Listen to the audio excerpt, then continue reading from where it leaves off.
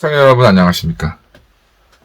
이뭉수의 정상회담 1부 시작하겠습니다. 일단 새해 복 많이 받으시고 시청자분들의 건강과 행복, 건승을 기원합니다. 저는 지금 지난주에 둘째가 확진 판정을 받아서 2월 3일까지 자가 격리를 좀 해야 되는 상황에 있습니다. 그래서 부득이 외부에 나가지 못하기 때문에 집에서 이렇게 방송 내용을 녹음하고 있습니다. 좀 양해 부탁드립니다. 최근 대선과 관련해서 여러 이슈들이 있지만 그 중에 하나가 정의당 심상정이 허경영보다도 낮은 지지율을 보이고 있는 게 적지 않은 화제를 불러일으키고 있습니다. 그래도 원내에 국회의원이 있는 정당인 반해서 정말 허경영한테도 밀리고 있는 이런 상황으로 아마 심상정과 정의당에는 굴욕이 되지 않을 수가 없는데요. 왜 이렇게까지 정의당과 심상정이 몰락했는지 등을 한번 살펴보는 시간을 좀 갖도록 하겠습니다. 우리나라에서 이제 진보 정당 운동이라는 것이 상당히 좀 여러 가지 우여곡절이 많을 수밖에 없었습니다. 당연히 이제 첫 번째는 남북 분단과 6.25로 인해서 냉전이 극심하던 시절을 대한민국이 겪었기 때문에 당연히 진보 정치 세력이라는 것이 대한민국에서 좀 성장하기가 좀 어려웠고, 특히 이제 1959년에 진보당 사건이 발생하게 되는데요. 전 이제 공산주의자였던 조봉암이 이제 창당한 진보당, 1956년도 대선에서도 돌풍을 일으키면서 많은 주목을 받게 되었는데, 조봉암의 북한과의 연계 사실이 밝혀지면서 조봉암이 간첩죄로 사형을 당하게 되고, 이에 따라 진보당이 해산되게 됩니다. 이후 이제 1960년 4.19 이후에도 혁신 정치 세력이라는 사람들이 일부 등장하였지만은 1961년 5.16 혁명 이후에 싹 정리됨으로 인해서 대한민국에서는 이제 진보 정치 세력은 이제 사라지게 되었습니다. 그러한 시간들이 쭉 진행되어 왔고, 그렇다면은 좌파 내에서는 어땠나? 특히 이제 1980년대에는 이제 극단적인 좌파 운동권 세력이 이제 출현하게 됩니다. 여러 가지 내용을 조금을 좀 달리하긴 하지만은 근본적으로 사회주의 혁명을 해야 된다, 대한민국에서. 그것이 이제 기본적인 주제인 것인데, 이 중에 이제 운동권의 최다수파는 민족해방파, NL이라고 불려지는, 이 속에는 이제 주사파들이 포함되어 있기 때문에 북한의 정치적인 노선들을 추종하고 지지하는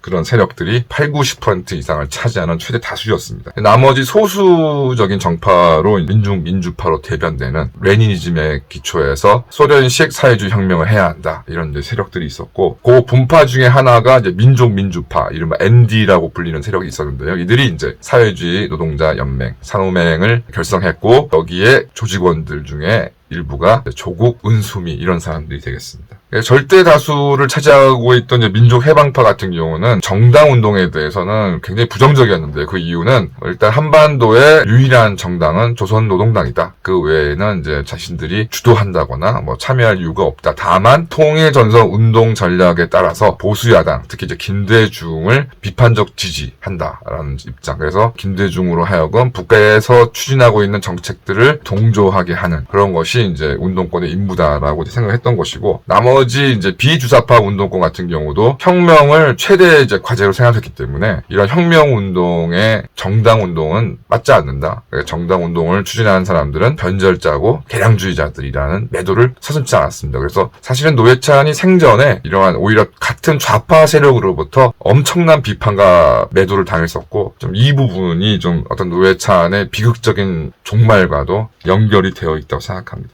말씀드린 것처럼 이제 진보정당 운동은 이제 노회찬이 오랫동안 이제 중심적인 인물이 되었었는데요. 87년 6.29 선언 이후에 민주화가 진전됨에 따라서 정치 공간이 확대됩니다. 그래서 운동권 세력들도 노회찬을 비롯한 이제 일부 운동권 세력들은 1987년 대선, 1988년 총선, 1992년 총선과 대선에 이른바 민중후보라는 이름으로, 내지는 소수정당, 이름도 기억하기 어려운 한겨레 민주당, 민중의 당이라는 이런 정당을 통해서 선거에 참여를 했었는데, 그 성과는 극히 미미하게 됩니다. 이러한 와중에 92년 민중당이 해산된 이후에 김영삼 정부가 들어서자 민중당의 수뇌부를 차지하고 있던 김문수, 이재호 등이 대거 신한국당에 입당하게 됨으로써 기존의 진보정당을 추진하던 세력들은 더 약화가 되었습니다. 그러다 보니 결론적으로는 운동권 세력의 다수를 차지하고 있던 민족해방파의 연대가 오색되지 않을 수가 없었고, 마침 김영삼 정부 때 힘을 키워가고 있었던 민주노총에서도 그 당시 위원장 권영기를 중심으로 정당 운동에 우리가 매진할 때다라는 그런 노선의 어떤 변경이 나오면서 그리고 97년 대선을 맞이해서 국민승리 20일이라는 뭐 정당은 아니지만 정당 유사한 조직을 만들고 권영길이 이제 국민 21의 대선 후보로 출마하고 해당 대선에서 1.2%를 득표하게 됩니다. 어느 정도 이제 성과가 나왔다고 볼 수가 있습니다. 그래서 이제 2000년 4월에 이런 민주노총 세력들과 이제 기존의 진보정당 운동했던 세력이 결합을 해서 민주노동당이 이제 창당당에 되고 2002년 지방선거에서 8%의 득표를 하게 되면서 3당으로 올라서게 됩니다. 또 이런 와중에 잔존하고 있던 민족해방파들에 대해서도 변화의 이제 움직임이 있는데 대표적으로 나중에 이제 밝혀진 거지만 2001년 9월 23일 이제 이런 민족해방파 활동가들이 충북 군자산 보람수료원에 대해서 모여서 자신들의 이제 입장에서 말하는 통일운동의 미를 토의하면서 이제 합법 정당 운동에 우리 나서야 한다라는 이제 결론을 도달하게 됩니다. 그래서 이후 순차적으로 대거 민주노동에 입당하게 되면서 기존 민주노동당 추진 세력과는 다른 이제 이질적인 민족해방파가 대거 입당하게 되고 결국 이들이 다수를 차지하게 됩니다. 이게 이석기의 그 경기 동부연합 같은 경우는 이념적으로는 완전히 이제 북한에 추정하는 사실은 이제 민족해방파 내에서도 다수라고 볼 수는 없는 세력인데 이제 이들이 성남 등지에 계속적으로 조직 활동을 하면서 성남에 아무래도 이제 청소나 일용노동을 하는 이제 서민들이 많이 살다 보는데 거기에 이제 그 사람들과 이제 결합을 해서 그 사람들을 위한 운동을 한다거나 그 사람들을 지원한다거나 이런 식의 활동들을 오래 해서 사실 많은 조직들과 그다음에 많은 자금을 운동권 세력 내에 상대적으로 많이 확보를 하게 됩니다. 그러다 보니 나중에 진보 정당 내에 다수파를 점하게 되는 일을 할 수 있었던 것이죠. 그렇게 이제 이런 상황에서 2002년 이제 16대 대통령 선거에서 어느 정도 또 권영길 후보가 95만 7,148표라는 100만 표에 가까운 표를 득표하게 되고 2004년 탄핵 역풍이 왕창 불었을 때 결국 이제 민주노동당이 2004년 총선에서 지역구 의석 비례대표 8석 총 10석을 차지하는 기염을 통하게 됩니다. 여기에 이제 당시 기억하시겠습니다만 노회찬이 이제 국회의원으로 처음 당선되게 됩니다. 그런데 2007년에 또 문제가 이제 발생하게 됩니다. 2007년 제11대 대통령 선거를 앞두고 당내 경선이 벌어지게 되는데 이제 말씀드린 것처럼 이제 2000년을 전후해서 대거 민족 해방파가 이제 입당하게 따라서 절대적인 다수를 차지하게 됐는데 이들이 자신들과 유사한 자신들과 친분이 있다고 볼 수 있는 권영길을 대선 후보로 선출하고 이 권영길은 생뚱맞게 대선 공약으로 코리아 연방 등을 내세워서 서미 문제를 외면하는 모습을 보이게 됩니다. 그러다 보니까 3.0%를 득표하게 되는 저조한 성과를 나게 되고 이를 지켜보고 있던 비주사파 당원들은 분노가 극심하게 되죠. 이러던 상황에 이제 당내 경선의 대리 투표, 그러니까 정확히 말하면 부정 투표에 이제 문제가 불거지면서 결국 민족해방파와 비주사파 간의 해묵은 갈등이 이제 폭발하게 되고 2008년 2월 3일 당대회에서 비주사파들이 제시한 쇄신안, 당시에 이제 민주노동당에서 1심에란 또 간첩 사건이 있었는데 이런 문제를 쇄신하기 위한 쇄신안을 이제 내세웠는데 이것이 다수파들에 의해서 이제 부결됨으로써 진보신당, 쇄신안을 밀어붙였던 비주사파 노회찬 심상정들은 민주노동당을 탈당하고 진보신당을 새롭게 창당하게 됩니다. 하지만 이제 말씀드린 바와 같이 이제 운동권의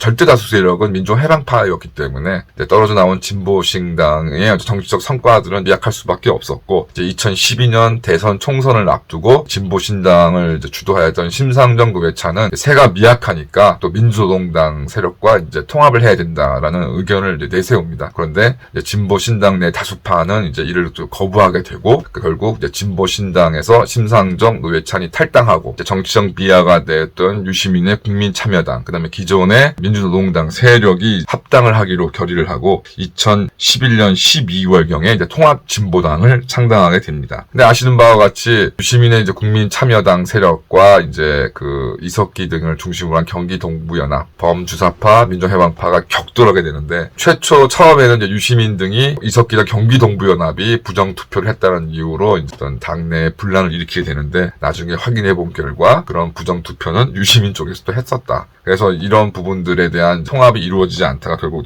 다시 이제 분당 사태로 치닫게 되고 결과적으로 이제 이런 통합 진보당 내에 경기도 연합 세력과 분당을 선택한 이제 노회찬, 심상정, 유시민이 이제 당을 뛰쳐나와서 정의당을 이제 창당하게 됩니다. 하지만 이제 이전에 진보신당과 마찬가지로 결국 정의당도 선거에서의 성과를 좀 내지 못하게 되고 뭐 이런 점들이 계속되다 보니까 2018년에는 전혀 성향을 달리하는 민주평화당과 함께 평화와 정의의 의원 모임이라는 공동교섭단체를 결성하게 됩니다. 그럼 한마디로 국회 교섭단체를 결성하게 되면 국고 보조금이나 이런 것들을 훨씬 더 많이 탈 수 있기 때문에 이런 돈을, 그러니까 세금을 더 타내기 위한 연합까지 서심치 않는 구태를 이제 정의당이 보이게 되는 겁니다. 이런 와중에 노회찬 정의당 의원이 이제 드루킹 사건의 수사에 불똥을 맞게 되면서 약 5천만 원에 대한 돈을 드루킹으로부터 받았다라는 이런 사실들이 이제 알려지게 되니까 하여튼 이게 자살을 했는지 모를 정도로 죽음을 맞이하게 되고, 사실상 뭐 기존에 노회찬도 어떤 여러 가지 구태들을 보여왔지만 노회찬이 사라지겠다에 따라서 이제 정의당의 본격적인 이제 몰락이 시작이 됩니다. 노회찬이 사라지게 되니까 정의당은 이제 심상정의 사실상 1인 정당이 되게 되는데요. 심상정은 2020년 총선을 앞두고 연동형 비례대표제, 지금도 이해할 수 없고 심상정 본인이 국민들이 이해할 필요도 없다고 했던 그 연동형 비례대표제에 올인하면서 2019년 조국 사태 등에 대해서 철저히 침묵을 지킵니다.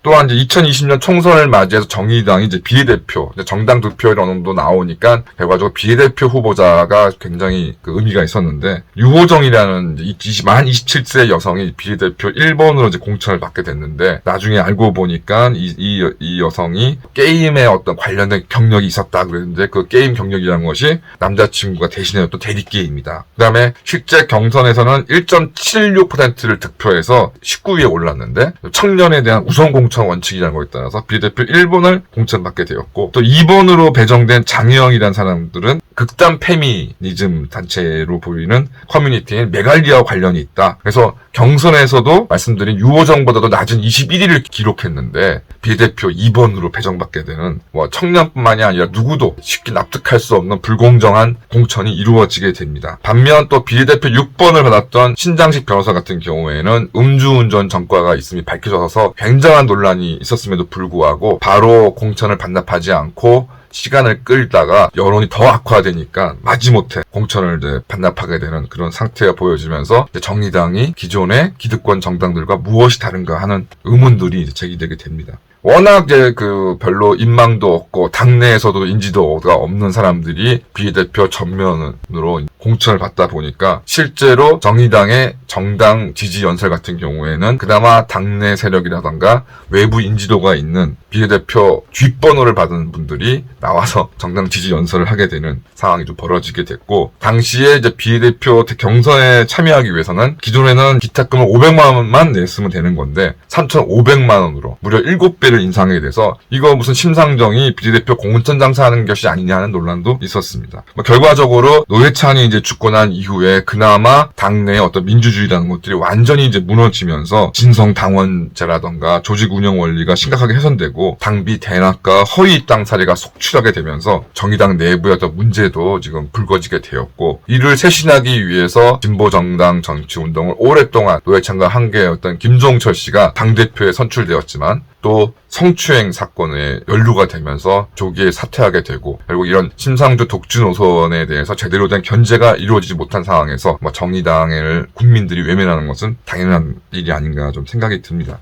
물론 이제 진보 정당이 여러 가지로 어려운 여건에 있었던 건 사실이지만 기본적으로 민주노총이라는 대한민국에서 막강한 조직과 자금을 가지고 있는 이런 기득권 조직이 있었기 때문에 이에 뒷받침을 받는 진보 정당 같은 경우는 혁명 이슈보다는 훨씬 좋은 여건에서 정치를 재개할 수 있었습니다. 그럼에도 불구하고 협소한 이념 지향 정책, 그다음에 좋게 말해서 노선 투쟁이지만 가장 좌파에서 지분이 큰 민주노총의 어떤 지지를 누가 받을 것이냐에 대한 쟁탈전으로 귀결되면서 서민과 민중을 외면하는 정책들, 그다음에 그런 정치적 행태들이 남발해왔고, 그나마 노회찬이라는 나름 그래도 능력 있는 정치인의 어떤 개인적인 인기라던가 잔재주로 인기를 그나마 유지해왔는데, 그 노회찬마저 사라짐에 따라 이제 능력도 안 되고 당을 운영할 관리 능력도 없는 심상정의 어떤 일당 체제가 되면서 결과적으로 정의당은 몰락하게 되었다. 그 과정에서 비례대표 공천이라는 문제에 있어서도 청년에 대한 배려가 아니라 심상정과 어떤 연관이 있는, 유착되어 있는 일부 청년들이 특혜를 받는 것이 아니냐 하는 의혹까지 제기되면서 이제는 좌파적인 어떤 색채를 가지고 있는 국민들뿐만이 아니라 청년, 기타 여러 세력으로부터 다 외면받고 있는 상황이 지금 요정되고 있고, 이런 결과로 허경영에도 밀리는 이런 상황에 지금 직면하고 있습니다. 이러한 상황이 앞으로 개선될 것이냐라고 생각해 봤을 때 크게 여지가 없다고 좀 생각이 들고요.